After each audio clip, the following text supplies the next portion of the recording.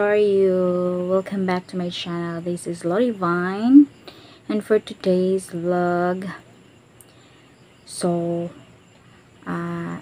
magre-review tayo ng aking mga pinamili sa city dahil pumunta kami sa city kanina. So ngayon magre-review tayo kung tama ba yung mga nabili ko. Okay. So, ang gagamitin nating language ngayon ay Tagalog at saka Bisaya. So, sa city namin, hindi na pwedeng gumamit ng cellophane or plastic bag. So, ang ginamit nila ay ito. Ito na lang yung klase ng bag na ginamit nila. So, medyo nasira ito dito. Medyo nasira. Pero, nakalak pa rin siya dito. Tapos, kasama niya ito yung ikalawang bag. So, may resibo pa. So, ito yung titingnan natin. Isahin natin yung mga laman nito, guys.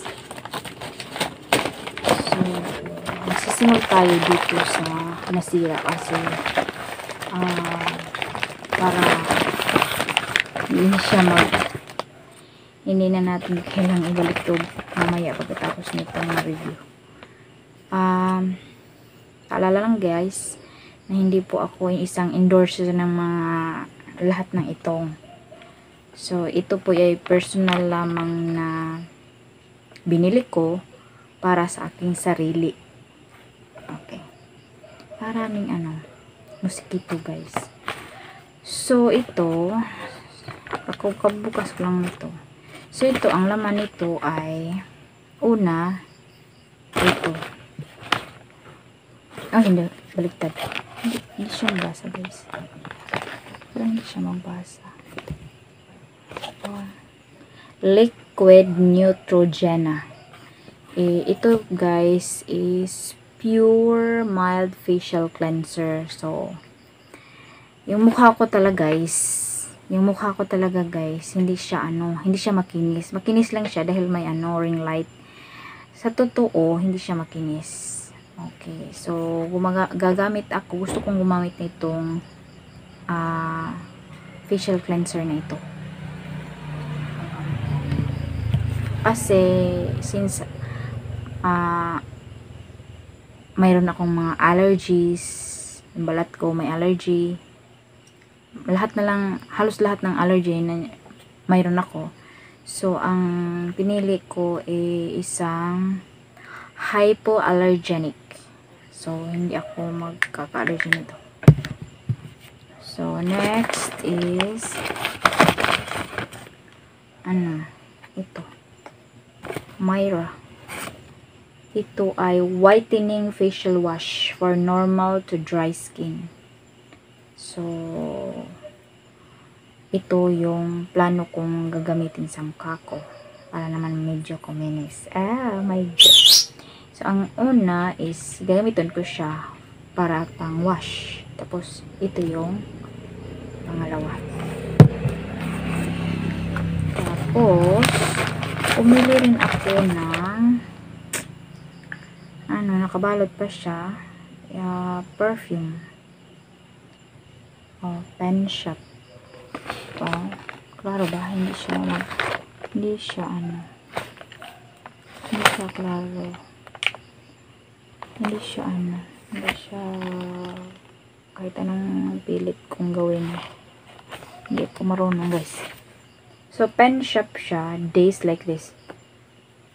Hindi ko masyadong maamoy. Pero palagay ko, okay din siya. Okay siya. Mabango.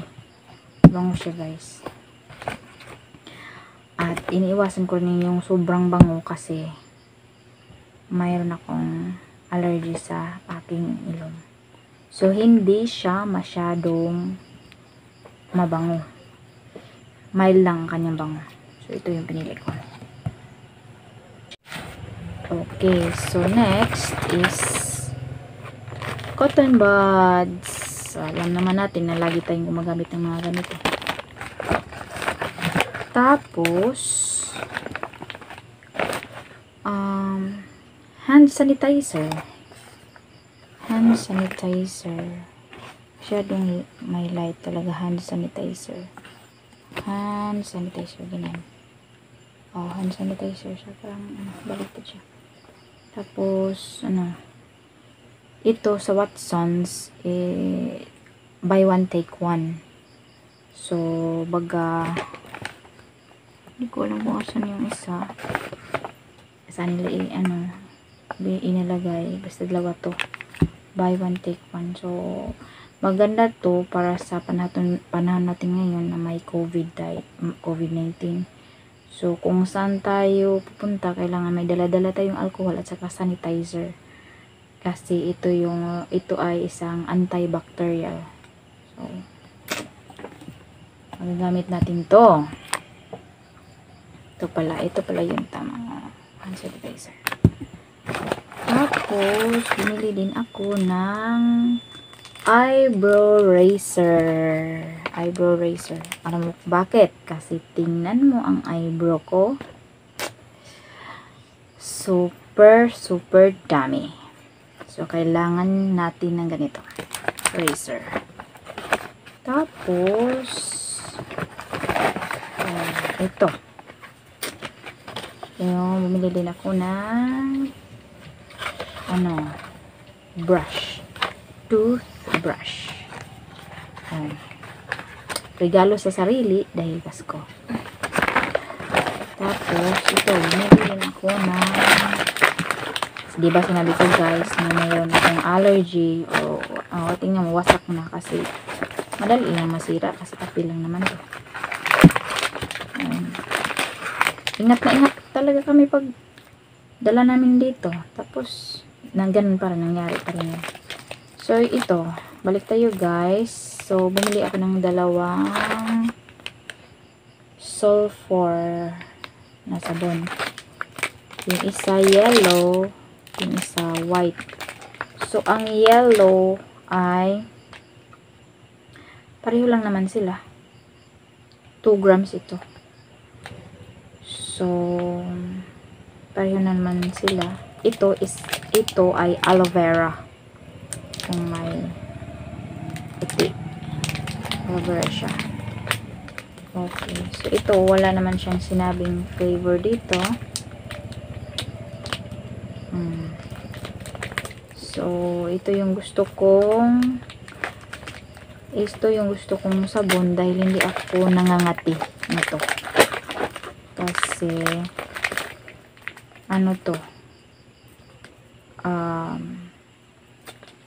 maganda sa balat. Hindi pang pa-beauty. Pero kung pang alis ng mga germs talaga. For me, kasi ito yung kasanayan ko. Minsan, ayaw ko sa mga sabon na nagkaka-rashes. So, may allergy ako sa balat, kaya ito yung gusto kong sabon. Tapos, bumili din ako ng bench. Hindi lang naman ito para sa akin guys. May purpose din kung bakit ako bumili nito. Kasi yung iba, ibibigay ko. Kaya, bumili ako. So, hindi lang isa yung purpose ko. Hindi lang para sa akin yung purpose ko. Kung bakit ako bumili nito. Yung ibang purpose ko ay ibibigay ko sa mga mahal ko sa buhay. So, ito siya. Mabango siya. Pero parang hindi type ng ilong ko. Pero mabango talaga siya. Pang babae. Ito yung huli. Hindi pa huli. Mayroon pang kasama siya. Hala! Nawala yung iba. Oh my God. Nahulog yung iba pa. Parang nahulog. Maingay. Nahulog talaga dito sa upuan ko guys. Kinuha ko muna. So, yung iba, yung ganito, bumili rin ako ng ganito guys. Syempre. Nag-vlog tayo. So, bumili ako ng, sorry ha, nagkabulol-bulol ako, hindi ako marunong mag-Tagalog, hindi ako fluent sa Tagalog. Sensya na. So, bumili rin ako ng Johnson's Fresh and Smooth Face Powder. Face powder siya. Kasi, for me, mild lang to. Hindi nangangati ang ating balat dito. So, yun ang karanasan ko dyan. Ito, pasensya na guys, maingay. Ito, parang ano siya. First time kong gagamit ito. Pang ano man siya, kapag umaalis ka, syempre nag-make up ng konti. So, blush on. So, isa lang siya guys, kasi nagtitipid tayo. Okay, so yan ang mga binili ko. At, yung tatlong natira dito, importante ito sa buhay ko. Okay. Lagyan natin yung kit. Importante siya, alam nyo, kapag bottle yung binili ko nito, mahal siya, medyo mahal siya. Hindi siya buy one, take one. So, sachet na lang. Total, itatry ko pa naman. So, ito, binili ko itong scalp cleanse. Kasi, need ko ng anti-dandruff shampoo. Tapos, yung isa naman, anti-dandruff shampoo pa rin, extra strength. So, medyo may extra strength to kaysa dito. Pero, itatry ko silang dalaw kasi pareho silang first time kong gagamitin. So, kaya, kailangan kong gumamit nito. So, i-update ko na lang kayo guys kung effective ba siya. Okay. Kasi hindi ko pa na-try. So, yun. So, once again, di ako nag-advertise nito ha. This is my personal needs. Kaya, kailangan kong tugunan ng aking pangangailangan. Char! So, ito guys. So, ikalawang bag na naman tayo guys. So, arrange natin dito siya guys. Para hindi masyadong magulo. Kasi, mayroon pang darating. Medyo marami sila. Ilagay natin dito. So, ito na. So, dahil may gusto akong bigyan, so bumili rin ako ng ito. Hindi ako gumagamit ng ganito kasi minsan yung mga papale soap nag-change skin tayo. So, hindi bagay sa mga may allergy yan para sa akin. Kasi na-experience ko parang kumakati siya pag ganyan. So, mayroon akong pagbibigyan nito. Kaya, pinili ko siya. Sale naman. Sayang. Okay. So, hindi ko na lang sasabihin ang mga prices nito ha. Kasi, secret yan. So, ito, Silka. Ito, nakagamit na ko nito dati. Mild ang kanyang bango. O, mayroon din ako pagbibigyan nito. Mga anak-anakang kong babae, nakikita ninyo dito sa vlog na to. Sila yung pagbibigyan ko. So, syempre, ito, Lactacid. Lactacid. So, syempre, ako ang gagamit nito. Lactacid. Para sa akin lang namin. At, Jergens. Itong Jergens ay para sa akin talaga to kasi mild lang siya. So, namimili talaga ako ng product na mild para sa akin kasi ang daming allergy guys. Okay. So, bumili rin ako ng cotton para may paggagamitan, ay meron akong cotton. At bumili ako ng, sorry guys, maingay, malapit kami sa kalsada. Surgical gloves. Isa lang itong preparation sa sa trabaho. Ngayon lang ako bumili nito. So, pang trabaho lang talaga siya. So, ita-try pa natin yan kung pwede siyang labahan. Pero parang hindi, sabi ng sabi ng binilhan nito. Hindi kasi nangingitim siya pag ginamit mo ulit. So, isang gamitan lang talaga siya, guys. Parang maghahanap ako ng gloves na pwede mong labhan. Okay, so bumili rin ako ng white milk and salt scrub. So, parang hindi naman siya hindi siya liquid. Ang akala ko nga ang liquid siya. From Watson siya. So, ang gagawin, reveal your skin natural radiance. So, papaya flavor siya. So, ito. So kung may damaged skin ka, bawal siyang gamitin. Bawal siya sa ating mata kasi may salt. Okay, kung hindi maiiwasan na may contact siya sa mata, kailangan hugasan talaga ng tubig. Pero kung may irritation man, dapat tigilan mo nang gamitin ito at kumonsulta sa ating doktor. So, yan lang. For smooth skin and gentle and mild skin. So, ito yung purpose natin dito. So, pwede sa ating buong katawan siguro. Okay. Okay. Sabi dito, rub gently in circular motion on wet skin. Leave it on your skin for 3 minutes. Then rinse off thoroughly. So, yun yung direction na sa paggamit. So, ito-try natin siya. Chor! Parang lang. Ito na talaga. Di ba sabi ko,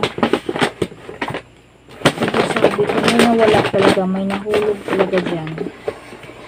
Di ba sabi ko, bumili ako ng mga anti-dandruff. So, kasi, sa kakariban ng buhok ko, nakaka-dandruff ako. So, siguro, kailangan ko rin ng treatment. So, bumili rin ako ng treatment sa aking hair. Shampoo siya. Treatment shampoo. So, from Watson. So, yun siya. Buy one, take one to, guys. Di ko na lang papakita yung isa, ha. Basta buy one, take one. Mura lang siya. Mura lang. Less than 200 lang talaga siya. Pero hindi ko siya sasabihin kung magkano talaga, basta less than 200 pesos. So, dalawa siya. So, napakakatipid ka na. So, magte-treatment ka pa sa hair mo. So, para pa-shiny siya at saka para maging strong yung hair natin. So, sabi nga dito, strong, beautiful, and lush hair. So, para talaga sa ating hair. So, yan ang buy one, take one siya, guys. Take note. Parang yumuko na tayo, guys. So, yan. Buy one, take one siya. Maniwala ka. So, ito, mayroon pang last dito. Treatment wax. Treatment pa lang siya sa hair natin. So, pareho lang siya. Okay, pareho lang siya. Milk protein para sa damaged hair. So, bumili ako nito para pagkatapos ng shampoo, ito yung gagamitin ko. Treatment wax. Treatment wax.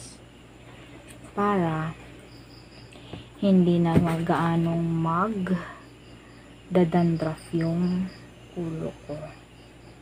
So, yun yung gagawin ko.